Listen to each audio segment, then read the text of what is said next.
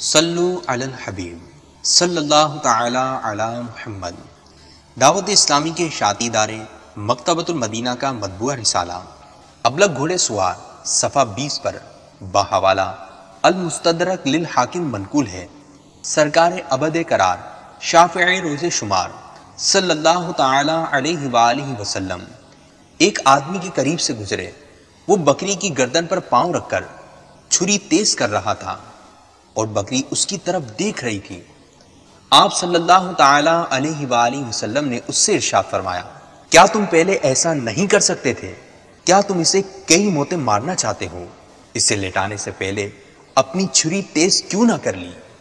صلو علی الحبیب صلی اللہ تعالی علی محمد۔ صلو علی الحبیب صلی اللہ تعالی علی محمد۔ مجھے اپنی اور ساری دنیا کے لوگوں کی اصلاح کی کوشش کرنی ہے۔